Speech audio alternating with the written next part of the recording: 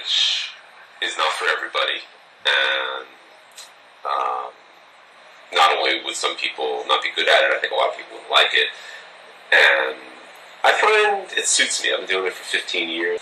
There are times, I guess, when it can feel a little isolating, and I do miss, like when I do go to an office occasionally to, talk to an editor or whatever, and I can feel the energy of a shared, collaborative office and the sense of sort of cumulative brain power at work, if it's a smart office. I miss that sometimes. That's sort of an intoxicating feeling. You say, God, you must be disciplined. It takes a lot of discipline to just work by yourself. And I've never really thought of it that way. I like what I do, and I know how lucky I am to be able to say that. So it doesn't really take much discipline. Like, it's not a chore. It never feels like a chore. And I started working from home in 1996, which was kind of right when everybody got email. In that 94, 95, 96 period. So that kind of made it possible to work this way. I don't know that I could have done it sooner. 15 years ago, I came across the most amazing found objects ever. I saw there were all these old report cards inside, hundreds of them, maybe probably, in retrospect, thousands. And I took as many of them as I could carry.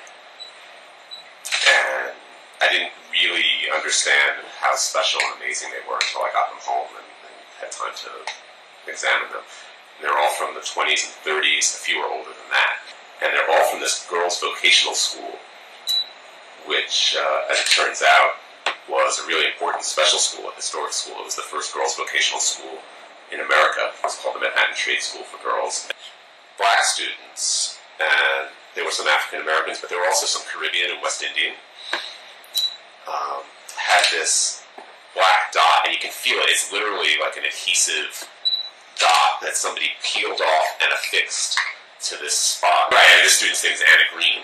You wouldn't know that Anna Green was African American. Right. And I initially thought it was some sort of stigma or, I don't know, just something negative. And for one student who did not have a black dot, an employer wrote back, "Did not tell me you were sending me a colored girl. Cannot use her." I was able to find a handful of families, a very small percentage. I got almost 400 of these cards. We found fewer than 20 families, not all of which were willing to speak with me because you're a stranger calling out of the blue, and you're saying, "Hi, you don't know me, but I have your mother's report card from 1929. Would you like to see it?" And not every family history is a happy one. And family relationships can be explosive sometimes.